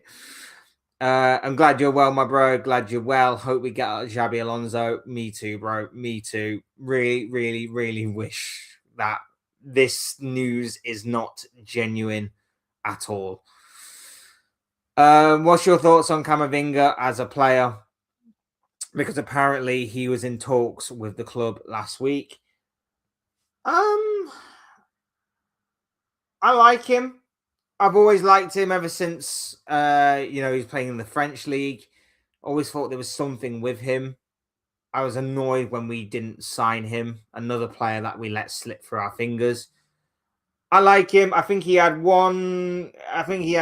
a stupid moment yesterday. Very stupid moment. We all have them. Everybody has them. I like him. If Real Madrid want to get rid, I think it's well worth having a look. Really do. Arsenal PSG final, I reckon, with PSG to win. I think so too. I hope Atletico can do a number on Arsenal. I really do. If anything, I would want Atletico to win the competition. I like Simeone, and Atletico are weirdly likable for me. They're weirdly likable, and I think most of it comes from Diego Simeone. So I would hope that they win it for Simeone. But I don't see them getting past Arsenal as much as I would love them to. But PSG are just too good. PSG are good all round. They're just the well-built, well-established team. And the way that I look at PSG versus Bayern are great going forward. There's no doubt about it that Bayern are great going forward. But defensively, they are suspect. They are so suspect defensively. And I think PSG could possibly rip them apart. Don't get me wrong. Elise, Kane, and Diaz could also rip PSG apart. But I reckon PSG have probably got more going for them going forward than what Bayern do. And PSG have got a lot more defensively than what Bayern do. So I think the attack and defense of PSG outweighs whatever Bayern can throw at them. But I'm looking forward to that game. I am so looking forward to that game because the quality in that game is going to be extremely high. What we're going to see in the semi-final in both games are going to be two completely opposite games. You're going to see PSG versus Bayern, two teams that will go at it, hammer and tong, and probably go blow for blow. What you're going to get in the Arsenal Atletico game is going to be a bit more tactical. It's going to be a bit more standoffish. It's going to be a bit more structural based, I guess you would say. Two very, very different games, in my opinion. Big up Nate is in the building. Lovely to have you here, bro. Hope you're doing well. It says, hi, mate. Yeah, we need a coach who can instill the identity, passion, man management, and identity. Someone who has managed a competitive side. I say he just doesn't. This manager right now just doesn't install any of that into the team. Like, there's very little there from Slot in comparison to Klopp. And I know that obviously the next manager after Klopp was always going to have a hard time because the comparisons were going to be there. But you know, even in his interviews and even in his press conferences, the guy has nothing to offer other than repetitive, ridiculous answers and opinions. Like I say, he has spent over a year having PTSD about PSG. He spent over a year bringing up PSG at every opportunity that he could, even if the questions were unprovoked. Even if the questions were like, what do you have for breakfast this morning? Well, I think that PSG are amazing and I want to one day replicate them. Like, stuff like that. To then go against them again this season and be even worse than what we were last year after spending 450 odd million. Like, the guy's insane. The guy's insane. He mentions PSG at every opportunity. He's thrown multiple players under the bus this year. Thrown multiple players under the bus. Never takes responsibility for or accountability for his own actions. He's always in it for himself. Klopp never used to do that, by the way. Klopp always took responsibility. Klopp would always take the limelight off the players whenever things went bad. He'd put the limelight on the players when things were good. And then when things were bad, he would go, no, don't you dare question or talk about my players that way. This is on me. This is my fault. This is my problem. Rated that because Slot never does that. Slot never does that. You're absolutely right. You can also see the impact on the fans. The atmosphere at Anfield has been flat since Klopp's departure. I feel sorry for anybody that went to the game against PSG in France, and I feel sorry for the ones that went to the game on Tuesday, because the one on Tuesday especially going to Anfield, singing your hearts out of You'll Never Walk Alone before the game, and then watching that performance, dreadful. The game in Paris was horrible as well. Didn't lay a glove on PSG. The travelling fans made their way there, and we didn't lay a glove on them. Didn't show anything. Didn't show anything to get excited about for the rest of the season or even for the second leg that there could be a comeback. Slot just does not install anything in this side other than worry and panic.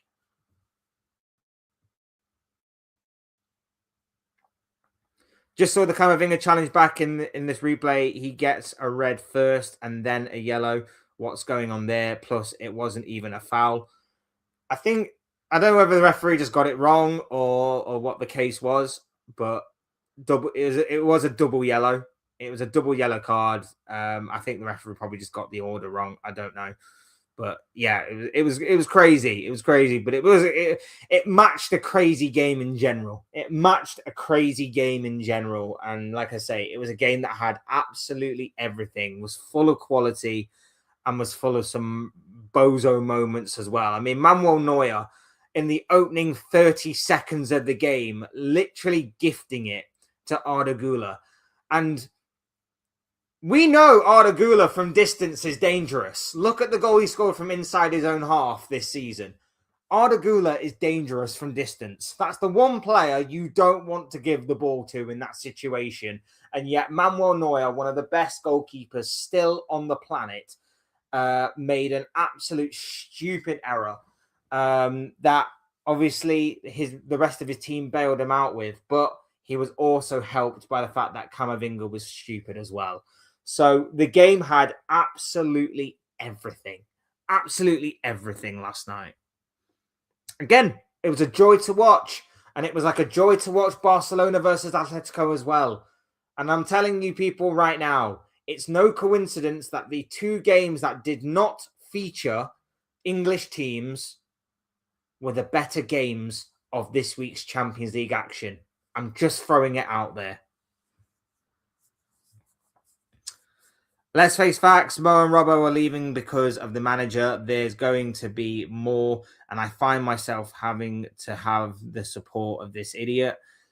Robertson, I think, is leaving more so for first-team football, and I understand that completely. Like, he's still got a fair amount to offer a team.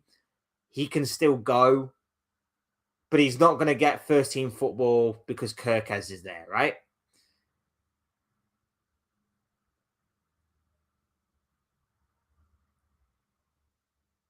Salah, I think, is being pushed out the door at Liverpool. I think he was right in what he said in November, December time, when he basically said someone at the club is throwing him under the bus and not wanting him at the club anymore. I think he's been proven right in what he said. So, yeah, I think that's the case with Mo and Robbo. But it doesn't go well. It doesn't go well for the future. And like you say, there could be more exits, and maybe not the exits that we would want. For example, I think a large number of the fan base would want Gakpo to be sold this summer, but who's to say that will happen? And then maybe, just maybe, someone that we all love and adore, they may go instead. We shall see. Our recruitment has been questionable at best. We could have signed Kvaratskhelia, but we chose to stick with Gakpo. Our midfield also needs a change. Maka and Gravenberch haven't been good. Frimpong injuries. Yeah, you couldn't really predict the Frimpong injuries. That's not necessarily on the manager. That's just unfortunate. McAllister and Gravenberch, though, drop-off is massive. The drop-off is massive in those two and in Gakpo. Kvaratskhelia, for me, will be one of the big what-if stories of Liverpool. I really wish we'd have got him. He is so damn good. He is so freaking good. And yet we let it slip through our fingers. Let it slip through our fingers. Big up Abdul, how you doing? Well, my bro. Yes, make sure you are liking and subscribing, people. Really do appreciate each and every single one of you being here. You guys are absolutely awesome. Cannot thank you enough for the love and support on the channel. What will happen to Elliot? I love the kid. I think he will be one of our soul players. We are actually starting to turn like Serie A teams that sell 7+ players and buy 7 and expecting them to do well. I mean, the whole Elliot situation is bizarre because we agreed a deal with Aston Villa in which they would eventually take him on permanently. And Aston Villa have basically turned around to us and gone, that's not happening anymore. And they tried to make us look like the bad guy in the situation, which is stupid because they agreed to it. Elliot will be sold. It's a shame because I really do feel like there, again, was a lot more to come from him. And I really wish we saw a lot more from him. But Elliot will be sold in the summer, one way or another, whether Aston Villa stick to the original agreed deal that was put in place, or whether or not, Liverpool may get to keep him, move him on elsewhere. And again, it's like I said earlier, one of these supposed circumstances around Arne Slot and the reason why he's getting a lot of sympathy seemingly from the Liverpool board is because this is seen as a season of transition in which we've sold a number of players and we've brought in a number of players. I'm sorry, but the chances are is that we're probably going to be doing the same again this summer. So what, does he get another free pass because we're doing the same thing again this year that we did last year?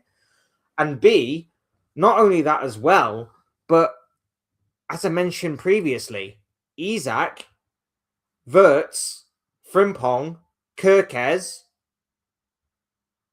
they aren't, and Ekatike, they aren't transitional players. They are win now players. They are win now players. And guess how much we won this year? Nothing. Zero. Nada. So, like, what exactly are we supposed to do? What exactly are we supposed to do going forward when we continuously make excuses for failure? Continuously make excuses for failure. We need to support the manager to make players like Dom stay when they are on the pitch and boos and whistles start. It's aimed to everyone on that pitch. And how long is Dom going to put up with that? The players need to take criticism. Like, we can sit here and we can criticize the manager all we want. And granted, the manager is a massive problem at this club, but the players need to take some responsibility as well. The players have not been good enough. Like, we get that. But again, it's symptoms to the root cause. The root cause is the manager, in my opinion. And in a lot of other people's opinions, it is as well. But it is more so on the manager. Bear with me one sec, guys. I just got to...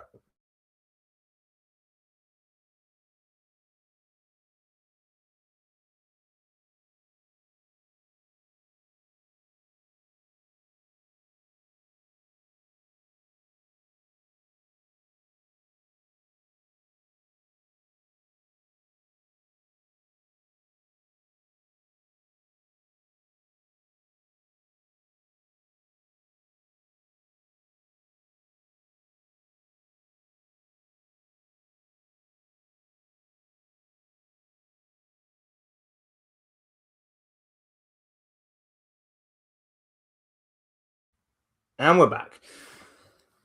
But yeah, it's... Like I say, you've got to give the fans something to cheer about. You've got to give the fans something.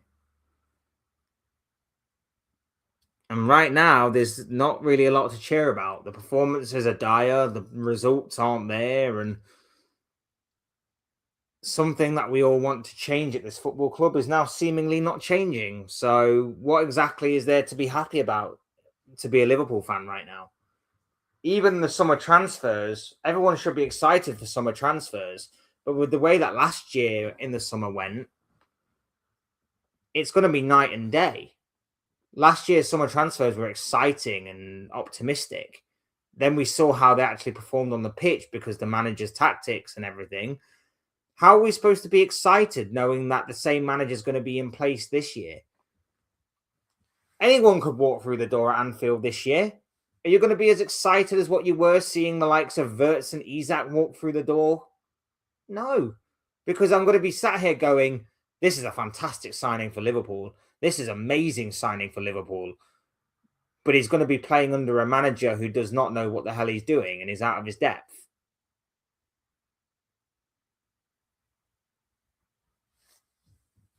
So I don't even know what to expect, but I just know that whatever we're going to get is probably not going to be completely there. Even Mamardashvili has been meh. I don't. Apart from his kicking does my head in. Like, his kicking is not good. Apart from his kicking, I don't necessarily see anything that he's done necessarily wrong. Like, is there a drop off from him in comparison to Alisson? Of course there is. But I don't think he's made any like critical errors that have led to goals or anything that I can think of. I think maybe one or two, but every goalkeeper makes errors like that. His kicking's poor. He definitely needs to work on that. But I don't know necessarily what more you could do, to be honest. We are stuck between the devil and Donald Trump. Which one's which? We need to make sure we get Champions League this season. If not, we're completely fucked, is what Tramp Moves is saying here. Big up to you, bro. Hope you're doing well. That's the consolation prize. That is the minor consolation prize of this season, Champions League football. That's it. That is it. And even then, going into next year with Slot at the helm, it's going to be another participation medal rather than an actual winner's medal. So, fantastic. What's the point? What is the point? If we don't get Champions League, Ekatike... What is it? Ekatike Adidas. Why is that on my brain? If we don't get the Champions League, Adidas can pull the sponsor money from under us. It'd be interesting to see what does happen with that kind of stuff and how FFP and PSR is looking for us going forward. Our pace and technical skills are also lacking, especially in counter-attacks and positional play. The midfield is missing the necessary legs and technical ability. Look at PSG's midfield or Bayern's. Yeah, we don't. We look so much better when on the ball, at least. I'm talking on the ball here. We look better with Curtis Jones in the midfield than we do with Gravenberch and McAllister. We look better with Curtis Jones because Curtis Jones is actually someone that can receive the ball, turn, and venture forward. Holds onto the ball for way too long sometimes, but at least he can move the ball forward. That's why I would love an Adam Wharton. I think Adam Wharton would be perfect for us. The only problem is that, like with most players in this squad, his performance has probably turned mediocre the moment he puts a Liverpool shirt on.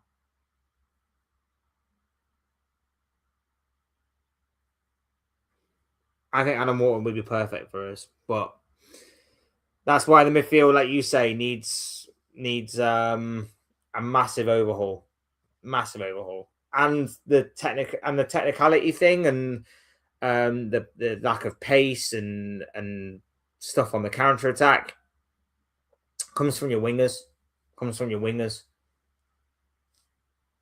We've relied so much on wingers these past several years, Mane and Salah in particular. They're not there. They're not there no more. We need bigger and we need better.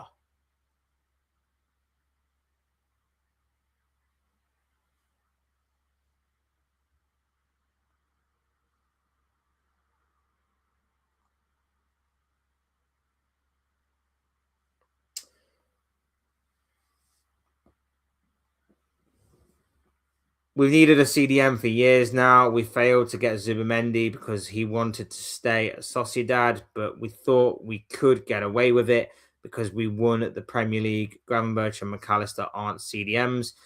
And you are right. You are 100% right, because we thought the Gravenberch experiment would continue to prove fruitful for us, and it hasn't. People have found us out. People have found out Gravenberch. And not only that, but Gravenberch has played so many games that I think his legs have just fallen off. I just think his legs have fallen off. But you are 100% correct. We've definitely needed one since Fabinho. Since Fabinho's legs had gone and he obviously got sold, we've definitely needed a CDM. And like you say, we failed to do that, which is why Adam Wharton would be perfect. I was harsh on Mamardashvili, you're right. I just don't understand in modern football how you can recruit a goalkeeper who can't play with their feet. It's the reason why PSG got rid of Donnarumma, and we all sat there and said, what the hell are PSG playing at in getting rid of Donnarumma? And you see why. Because although they may not be as strong as what they were, they're better at playing out from the back. And that's why they got rid of him. That is why they got rid of him. And that's why Pep went a little bit more long ball when he picked up Donnarumma, and has also got now a very good shot stopper and penalty goalkeeper. So that's why. Mr. Epic Kid says, Arne Slot. La, la, la, la. Ugh. It's awful, isn't it?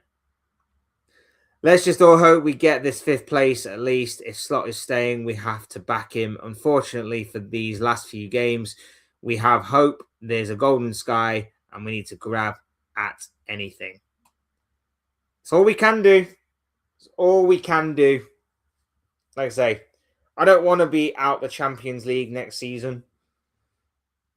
Just in case there is a chance we may actually go on and win it. I would rather be in it than not. But at the same time, like I say, I do think it will just be a participation medal at the end, especially if Slot is staying.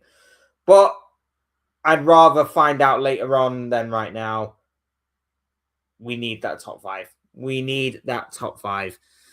That's true. Jones's quality midfield comparison to Gravenberch and McAllister. Wharton is 50-50. We need a destroyer. CDMs, fighters to fight a machine with and without the ball. Someone like Caicedo, Tchouaméni, but not them. Like I say, I back Wharton. I back Adam Wharton to be that guy. But whether or not we can lure him away from Crystal Palace remains to be seen. If we're feeling a bit adventurous this summer, go back to Newcastle and take Bruno Guimaraes. Just saying. Bruno Guimaraes, Adam Wharton. Be adventurous. Be adventurous. But might not even matter who comes into this team if we continue to play this badly. Look, I'm going to wrap it up there, guys. I cannot thank you enough for the absolutely incredible stream that has been today. I wish it was under better circumstances. I wish it was under more positive vibes. But you guys have certainly helped in making this stream what it is. And I really can't thank you enough for that. You guys have been absolutely awesome. Make sure you're hitting the like button on the way out and subscribing if you are new. Both things will always and forever be greatly appreciated from me. You, like I say, you guys, I can't thank you enough for the love and support on the channel. If you're watching it on playback, if you're watching on playback, like I say, hit the comment section on anything that we talked about or anything that you want to talk about for future live streams to come. Really do appreciate that as well. Thank you, bro. No, thank you, bro. Like I say, these shows are as much your shows as they are mine, and like I say, it's been great to talk football with you all. Like, love it. Absolutely love talking football with you all. It's been wonderful to gain your insight as well as obviously put mine out there as well. So I can't thank you enough for that. Yeah, that's it. But I prefer Tonali. Like I say, Tonali's fantastic. I would take Guimarães over Tonali if I had one or the other, but I rate Tonali. I've rated Tonali at AC Milan as well, but he is really, really good. I like Tonali. Have a beautiful day. Same to you, my bro. Same to you. Thanks, brother. Love you reading all the comments. Yeah, I mean, you guys took the time to do it, so it's only right that I read them out. Obviously, if things do pick up, it might be a bit crazy to go through them all, and I know I do ramble as I am right now to get through the comments, but yeah, yeah, I will get through them eventually. So I appreciate you all being here and obviously taking the time out to comment. Alonso or Maresca. Oh, I would still go Alonso, but I do admire Maresca. Big up to each and every single one of you. I don't see why teams need so many defenders and defensive wingers when most teams now only play with one forward. If any team played 4-4-2 properly, they would dominate for a decade. Maybe 4-4-2 might come into fashion. Maybe 4-4-2 might come back into fashion. Only time will tell. I'm subscribing right now. Thank you, bro. That really does mean a great deal to me. So I thank you. I can't thank you enough for doing that. And I hope to see you back here in the next video or live stream or whatever it is that I do. Like I say, Premier League prediction video coming up this week. We're going to be back with that. And then, of course, if anything does break or if anything does happen, we'll be there at some stage to discuss it. Good show, folks. Thank you. Really do appreciate you being here as well. Like I say, thank you to each and every single one of you. You guys are absolutely awesome. Can't thank you enough. I've been Fletch. This has been another Fletch Talks live stream, and I'll see you speak to you all again soon in another video or live stream or whatever it may be. Cheers, guys. Thanks for watching. Take care of yourselves. Enjoy the rest of your day, and I'll speak to you all again very, very soon. Take care, people.